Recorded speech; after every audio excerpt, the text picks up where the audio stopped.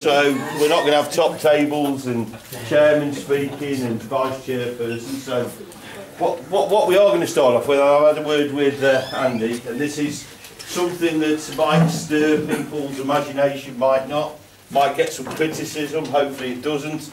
But basically there's a statement from the club to say, having had a successful second half of the season with Alex and Andy, a number of supporters have asked what the next steps are to move the club forward. So that might have been a question that one of you was going to ask tonight, but somebody's already asked it.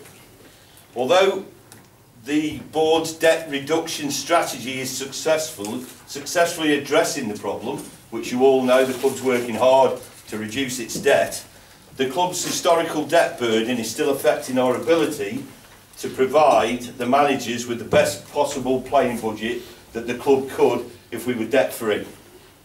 So the club has decided to create a players' fund, with all money raised being ring-fenced and guaranteed to the playing budget. So the playing budget will be set with these guys, and then hopefully the fans and the commercial people we've got will be working hard to try and get that fund in place, and it will be ring-fenced. So we hope that as many fans and commercial sponsors as possible will support the fund by making one-off or season-long monthly donations at whatever level they feel comfortable with. So there's nobody saying you've got to do this, you've got to do that. If you don't want to do it, you don't have to do it. If you do, it will help on the pitch. What's what we're all after. So the minimum being £5 per month over the 9 months of the playing season, or donations could be made directly just to the football club, or whether we have a bucket collection during games. Is there any comments on the philosophy of doing this? Other clubs do this. Partick Thistle do it up in Scotland. There's teams, Bradford Park Avenue do it. There's teams like Prescott Cables do it. Prescott Cable seems to do it for everything they do. Everything they want to do, they go for doing this kind of thing. Is it a good idea? How do you guys feel? If anybody wants to kick off a question with any of these, how it could help by what we can put in and do that. So just to clarify, that's actually legally acceptable. Nobody's going to say, oh, you can't bring things out when you owe us this. Somebody will probably bring that up, that if we owe money to people, this is from the fans to basically help the team. Yeah. This is not from the fan to pay an ex-director or some loan that we have or something. So no, Ralph, this is purely for the team, to assist these guys to hopefully probably keep the players, some of the players we've got, and enhance our chances of getting further up the league. I think if that's something that we can all understand as a guarantee, I think a lot of us would probably buy into that. But I think that's an excellent idea. Yeah, it will be ring fenced, and we will give updates. Am I right in saying about 2 people from Paul today with £100 a month? I think that's what I'm trying to do as well, and it's not just me, we're trying to get, say, businesses that will support us through the season with £100 a month. So if I can get 10 businesses to do that, there's £1,000 a month, £250 a week, and then the fans on top. Hopefully it will be able to... So the club would still be paying, yeah, you know, from the gate receipts from the season, advertising. It's just a separate pot, you know, that can fundamentally help us to try and achieve on the pitch. Yeah, the 3 directors will sit down with these guys and they will give them the budget, and I don't think there's no secret that it's probably not going to be a great deal different from what it's been this year. It's all somewhere in that area, so that's something. I don't think you've got anything to lose, really. No, I think it's a good idea. Will that figure be transparent? Yes. Yes. 100%. Yeah, so if there's 6,000 in there, or 600, or 16,000, then that will be made clear. However, I suppose whether it's monthly in the programme or it's because we need to, because we can't ask for people to do that and then, well, we're not telling you what's in there, because people are going to think, well, is it being used on other things in the club? Well, it's not. We've got the lottery that's supporting a long way into our infrastructure for what we want to do. Is it enough? Probably not, but it's still making a lot of difference to the football club, which again is separate to this side. This is purely about, can we assist these guys in trying to improve and get us further up the table, which we all want. but there is no guarantees that probably this money's going to do it, but that's giving them the best chance of achieving it. So we've got to look that I did an analysis about 8 or 9 games left of the season of who all the bottom 8 teams had got left to play. And we had got the hardest running of any of the bottom 8 teams. We'd got 8 games against teams in the top half of the table and 1 game against a team in the bottom half of the table. And we ended up not even playing that because that was North Ferriby. So our last 7 or 8 games were all, at the time of I looked, were against teams who were in the top half of the table. And I'm worried about our chances of getting clear of relegation. And the form that we have shown at the end of the season, having to play not only teams in the top half of the table, the top team, the second team, the third team, the fifth team, and the results that we have done and the performances that we have done, it would be a crying shame if we can't keep the majority of this team together and build on it. Because the problem we had at the start of this season was Steve Burr came in, a manager who I personally respect very much, Definitely. but he hadn't got a team. And the first 12 games of this season, to me, was a pre-season. We were building a team, players were getting used to each other, and we were getting formations together. And we had some good matches, but we weren't consistent enough. Now when Steve left, we've got the bones of a team and we've moulded that team together.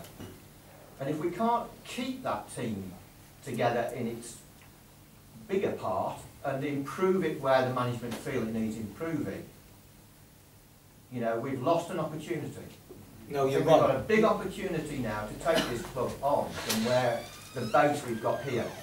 No, I'll just touch on that. You're right, because when we come back in pre-season, these lads are part-time, they've got jobs, they've got kids, whatever else. We have literally 10 training sessions when you weigh it all up, plus the games. 10 training sessions with a new set of players, a new cohort of lads. It's difficult for anyone to work on tactics, fitness, some of them. So really, we do want to keep the basic nucleus of the whole team, to be honest with you. But they have to come back, and they know the demands on them to come back and be fit. We're not going to be like we were last year, and this is no disrespect to anyone, where people are coming back and they're not up to any sort of condition. There was too many last year, so we were always playing catch up. That won't happen this summer. These lads who will be part of us next year know the demands that myself and Andy and the physio and the management staff will put on them to come back fit. And then it's about, like you say, inputting all the stuff that we work on the training pitch, building on from the momentum that we've shown in the last 6, 7, 8 games as you speak. But we want to have a good go, and we're just crying really for a little bit of help. You've shown us great, fantastic support. If we can, like you say, any little helps, and just to get us over, where this football club should be, and that's fighting at the top end with the bigger clubs. And we've shown we can do that with a not so big budget. But your point about the top sides, it's very relevant, and what we've achieved in the last 8 weeks is down to these lads here, plus the ones that aren't with us this evening for various reasons. And no, at the end of the day, we can instruct, we can mould, we can do what we do off the park, but once they cross the white line, it's down to the lads, and the effort that they've put in the last 8, 10, 12 weeks, whatever, has been second to none, and we've proven that we can compete. But if you look in this division at the sides at the top end of the table, whether it be Farsley, Warrington, South Shields, Gainsborough, Baseford, Scarborough, they have kept the nucleus of those squads together for 2-3 seasons, with 1 or 2 additions each year. I mean, I know the manager at Farsley very well. They've probably got the same nucleus of last year. They've added the likes of Nathan Cartman and Jack Higgins to that side this year, and they're probably going to win the league. And that's what we intend to do here. We retain where we possibly can the vast majority of this squad, maybe add 1 or 2 to be in that situation. But there are financial restraints at this moment in time with the football club. Hence why we've come to you and said, look, there is a way, if you can help us, where that money gets channelled into the football team and nothing else. And I come from experience at Stalybridge. Celtic ran a system called the Buffalo Club, which generated tens of £1,000s over the course of a season for that very purpose, and it went into the playing budget to give them that chance, albeit gone now, of staying in Conference North and being competitive in a division where they didn't have the fan base to substantiate it. And whilst our fan base is growing, and we'd love to put performances on the pitch at the start of next season where we can see regularly 800 people through the door here every week, or maybe 1,000, I'm sure we will do, we're still asking, is there a way to get that little bit of extra income to reward the squad we've got, make sure we retain them, and maybe add one or two, you know, because we do need to get rid of Theo, let's be honest.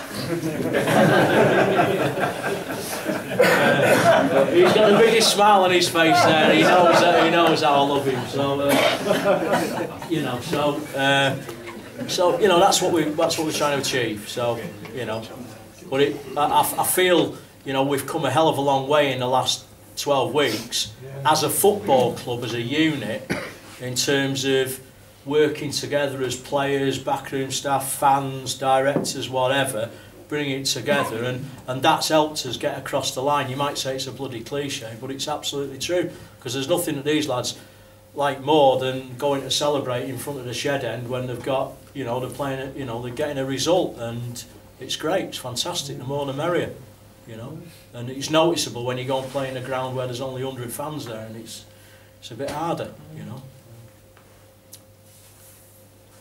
Next. I think something I'd like to be very clear about. I think probably everybody would agree with it.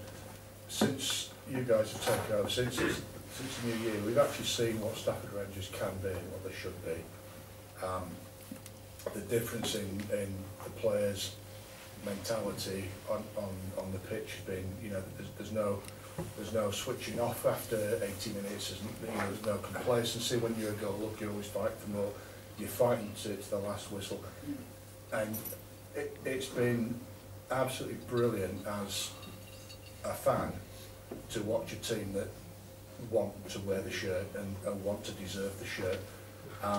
When you look at a lot of teams at any level, you can always look at a couple of players, weak link, you know. I don't think you can look at anybody in this squad at the moment and say that's a weak link. I think that is, I mean, that's a credit to... There's a few in training tonight. Yeah, but all we see is what they do on the Saturday. So, yeah, so we'll let you do the bollockings. But no, seriously, there's no weak links in this team. Everybody's fighting for a place on the team. Everybody's fighting for the team. Everybody seems to want the shirt. Everybody seems to believe in the shirt, and that speaks volumes for you guys, for a start, but also for you guys as well. You're absolute credit to Stafford Rangers, I love you. Thank you. I don't think a lot of people realise that we haven't lost a home game in the league this year since you took charge. We've either won or drawn. So if we keep that going, we develop the fortress attitude. Yeah. Teams will want to dread coming to Morrison Road just to know they're going to get a difficult game. And that's what we need to build on. Yeah, thank you for that. I mean, it hasn't gone unnoticed by Meach or myself that we've been unbeaten at home, apart from the Integral Cup, I hasten to add. Yeah, but and I hope it doesn't come off this Saturday, because you know you've got to understand that this Saturday there's going to be game time for lads that have been knocking on the door and want to play, because we've got a cup final on Monday to think about as well.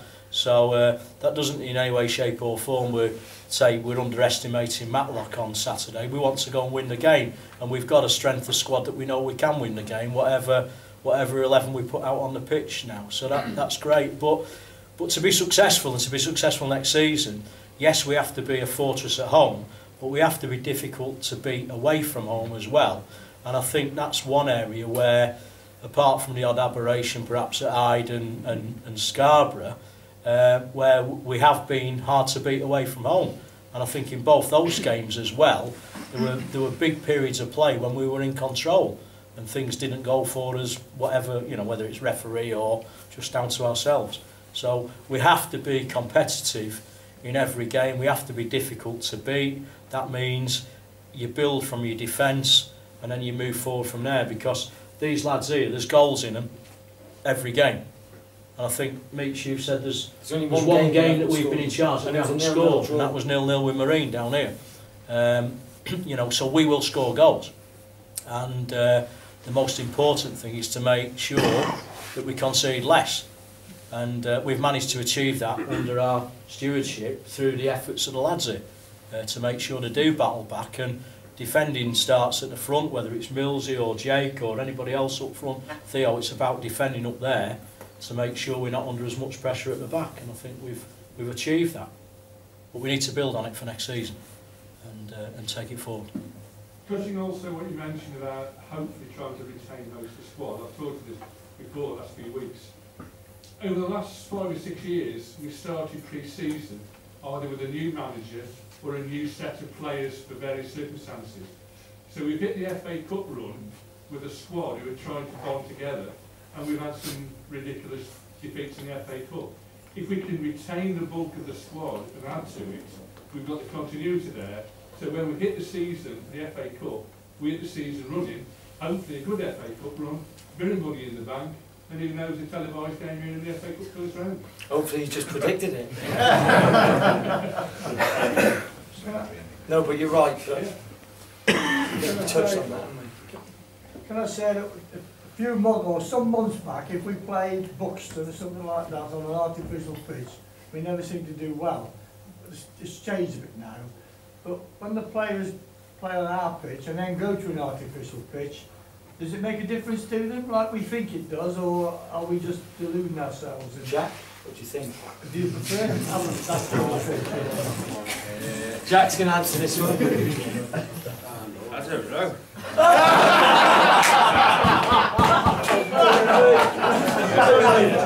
Apparently it makes no difference then. No, to be fair, we train on 3G, so it should be used to it. Okay. Yeah. Yeah. So it doesn't bother any of you No, what you no. play on? No. I think psychologically though, when it's your home pitch, Yeah. you do get used to it a little bit more. The whole sort of adrenaline and the what you're expecting. Whereas when you train, you come and train and you do your work. But It just seemed funny when we were at Buxton at half time, or before we kicked off, I think, but definitely at half time, they watered just our end. yeah, it's They good. never That. watered their end. So when they came down, some of our players were slipping and sliding, which was, you know, so Yeah. just wondered. And I mean, our pitch at the moment, unfortunately, isn't too good. But do they have problems with that? Because its manager on Saturday was moaning about it, that might have been sour. Who do you want to ask? Which player do you want to ask that to? I think, I'll be honest, I'll speak on behalf of the players. Look, we know there's been big efforts to get that pitch out how it needs to be, but there is a problem with the ruts of the mud or the bobbles, and there is bobbles, and we're not going to use it as an excuse because we've now changed sort of the style of play at home, where we were trying to play expansive football, I thought, at the beginning of the season, and we were playing everyone, you come in the bar and everyone would go, I played some great stuff, but we've just lost 3-1. And I think that side of it's changed a little bit, where we've been a little bit more, how can I put it, a little bit more direct in the way we go. Playing forward earlier and not playing square balls, because the amount of times, I don't know, you're probably not as a bit of a geek as me, but I go home and watch highlights from the start of the season, and there were so many goals where we played little square passes and we'd leave ourselves 2v2 at the back, and then one ball had done us and we'd find ourselves 2-0 down. But you come in the bar and all you people would say, oh, you've played some great stuff, but you've lost the game. And I think that mentality has totally changed in the football club. We have to be hard to beat, that's a fact. And you can't play total soccer on that. And we had a game plan on Saturday against the best footballing team in the league, South Shields. If you go and watch their home games, they are by far the best footballing team in the league. They came here, we had a plan thinking they might try and play, and straight away their goalkeeper, I don't know if you remember, 2 full-backs went up, he kicked it out of his hands, and I said to Fernie, we've got him here, because they're playing a game that they didn't want to play.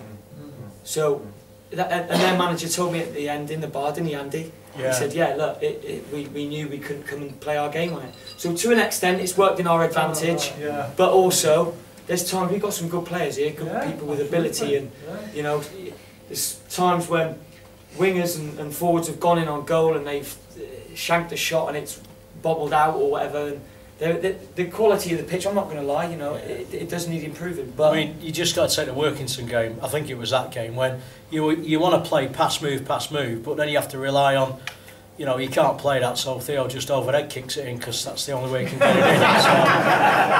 So, you know, if it was on the deck, he'd have probably put it over the bar. But.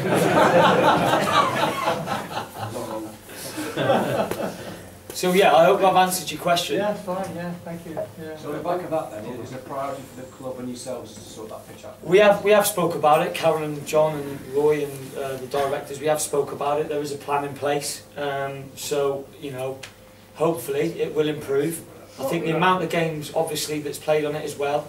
Now obviously training wise, we use it sometimes, we have to be careful when we use it, so it's about just doing it when we can really, and working together and making sure that gets protected as much as possible.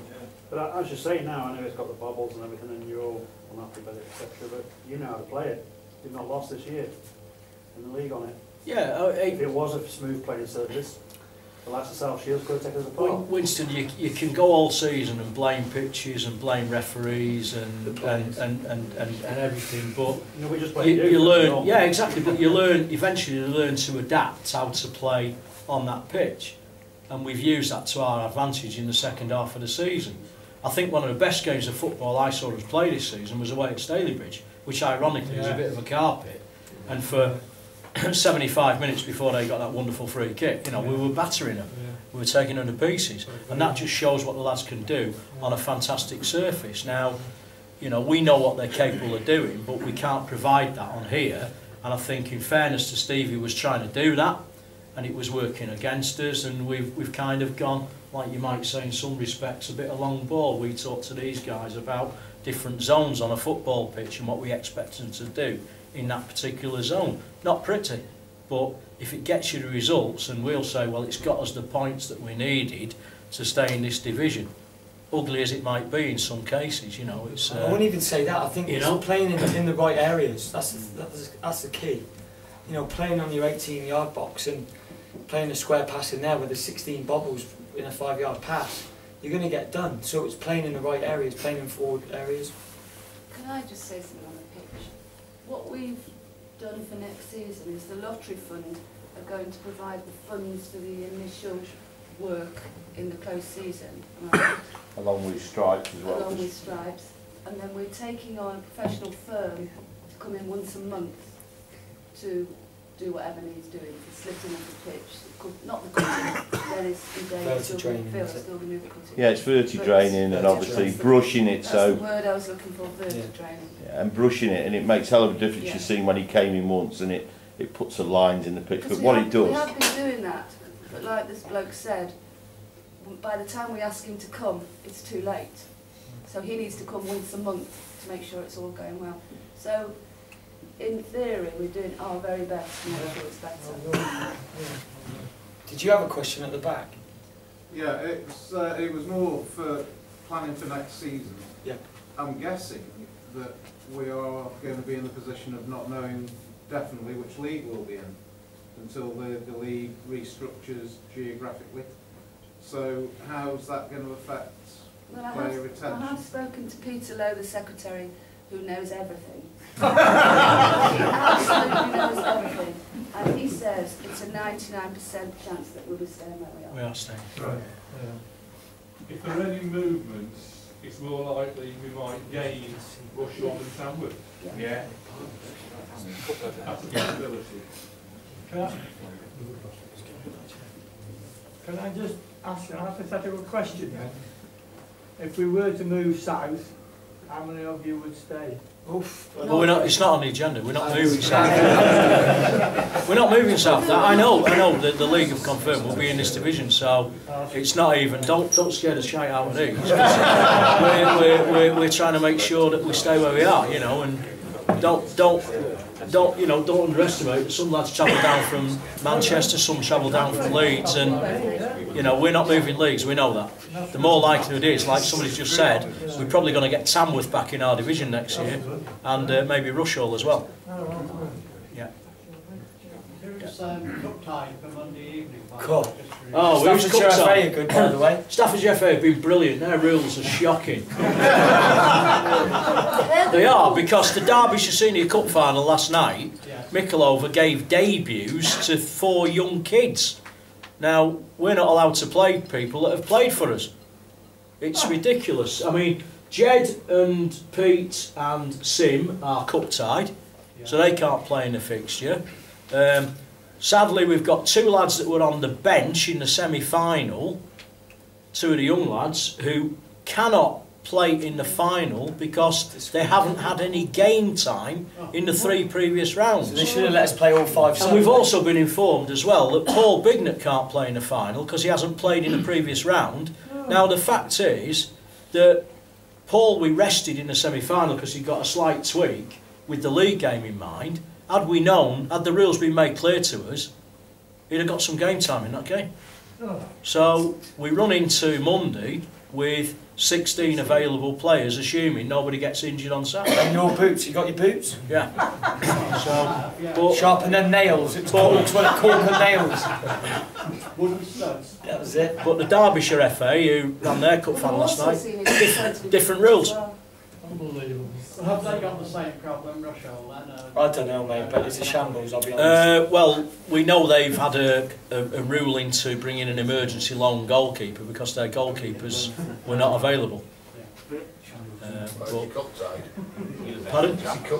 No, he's some kid that they've signed. So yeah, so that's in a nutshell. So it's a killer. So you know, I mean, Biggie wouldn't have played anyway, but you know, but it would have been nice to tell him he could have done. What's the situation with the goalkeeper next season? Because Adam's on loan from Birmingham. It's a good question. Still sort of discussing that with Birmingham, etc. Yeah. There's 1 or 2 obviously we've got in the pipeline. So we'll just have to... Yeah. The chances are, the likelihood is that Adam, as part of his progression, will move to a level above. As much as he has absolutely loved it here, but he's a very ambitious goalkeeper. And he's done great, and he's done the next, as part of his career development, they want to get him out to Conference North or Conference South next season, which unfortunately probably won't be here, you know, obviously. So, but don't worry, we've already got a contingency plan in place. Yeah. Can't name names, but hey, Can Theo play goal? Bruce Cromwell. Can Theo play goal? Oh God. Theo playing goal. Can't. Well, he could do. Brozovic is available. Who? Brozovic. Steve Kozovic. Yeah. Was the home team on Monday or the away team? Home. Home. Home. Oh, you wearing black and white? Yes. Home team, black and white, dressing room. Any more? Have you got any specific questions for the players? I mean, Alex and I will stop a bit longer, but you know, anything that you want to ask for the players, because it's bedtime for some of them. Go on, put them under pressure. Go on. Well, I think the obvious question for the players is how have you, especially the ones that have been here from the start of the season, how have you felt the progression of the season? And those that have come in recently, how have you found the state of players as it is at the moment? Go on, Skip. Go on, Jonah. Obviously, I knew Steve well, and it's the reason that I came to join the club in the first place. I've got a lot of respect for him. I've played for him before, but like we've touched on previously, for whatever reason, there was no consistency in our play. Some weeks we'd be great, and some weeks we'd be great and lose games. And I think, in fairness to Meach and to Fernie, they found a way to galvanise us, to make us hard to beat. And sometimes as well, you've got to be, it's horses for courses. You look at the division you're playing in, and not every team has players like a South Shields. It's about playing to your strengths. It's about looking what we've got in our dressing room and exploiting other teams for what they don't have in their dressing room. I think we've done that far better in the second half of the season. I think the spirit within the group has been brilliant in the second half of the season, and that, believe it or not, wins you a lot of points. I think the fans have been a lot more on board with us the second half of the season. I think when Meach and Fernie first took the job, they talked about if we're not all in it together, then we'll find it a long, hard season, and it would be detrimental to us staying in the division. And I think, in fairness to you all, you've all got behind as well, and that's definitely galvanised us. And things like your home form then are a big testament to the club. It's a place where people don't want to come and play once you've got your house in order, I think. So, I mean, it's positive, but I'd be wrong to say now that I've been happy with the season, because at the end of the day, fighting relegation is not where we want to be.